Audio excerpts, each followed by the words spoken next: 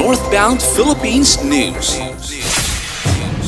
To year 2003, nag-umpisa ako magtanim ng mga lansones, durian, marang. Ngayon nakikita ko na yung bunga ng mga tinanim ko. Naantay din sa awa ng Diyos. Bakit po yan yung mga napili nyo itanim? Di ba po mahirap patubuin dito? Actually, yun ang sabi ng tao. Pero sa aking pagkakaalam, these are tropical fruits. And this is, nasa tropics naman dahil. The whole country is in the tropics. So, kung mamumunga dun sa ibang lugar sa Pilipinas, bakit hindi mamumunga dito? I think nasa pag-aalaga lang yun. Saka siguro, naswertehan ko lang na napabunga ko. Maganda naman. So, yung nagbebenta na rin kayo nung bunga at saka yung seedlings? Actually, yung bunga, hindi pa dahil hindi pa masyadong maraming bunga. Mga pang pamilya, pang barkada, kung may mga barkada na gagawit, may bunga, pahingi.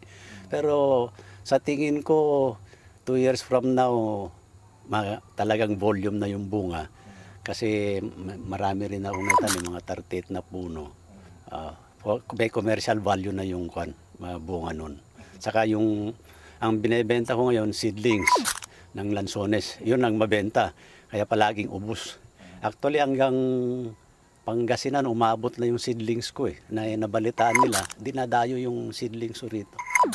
Ay, yung maliban dun sa lansones, ano pa yung napabunga niya na po? Yung rambutan. Pero yung rambutan mas madaling pabungayin dahil kung grafted yung tatanim mo, 2 years, 3 years mamumunga na yun. Pero kung seeds, alanganin kasi may mga lalaki na hindi mamumunga. Actually, 80% ata from seeds is lalaki. Kaya grafted ang suggestion ko kung rambutan. Yung isang puno po, yung sa experience nyo, mga ilang kilo po yung isang puno? Yung rambutan ko nag-average ng 40 kilos.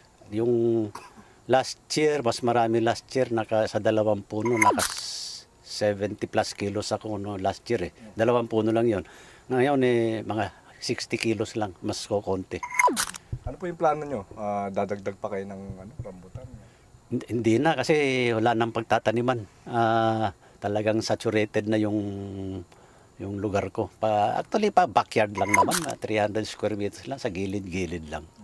Pero kung may mas malawak na tataniman na kung makakaswerte tayo, makakabili sa malapit, yun ang balak ko itanim. Mga ganitong mangosteen, rambutan, saka lansones. Yung hindi pangkaraniwan dito sa North. Kung may magpapatulong po sa inyo na gusto magpaturo sa kung paano alagaan po, willing din ba kayo? Yeah, mas maganda kasi hindi natin dapat ipagdamot ang nalalaman natin. Kasi pagka you are blessed with something else, sa akin, knowledge, experience. Actually, hindi naman ako agriculturist.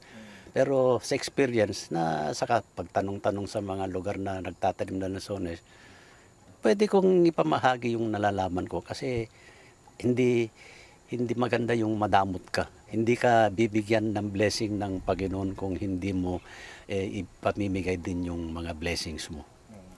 Doon sa mga kababayan natin gustong magtanim, ano pa yung gusto nyong parang ipayo sa kanila? Kaya kung gusto nyo magtanim ng ganitong mga puno, kung backyard lang, dahil madidiligan nyo sa tagtuyot, pwede.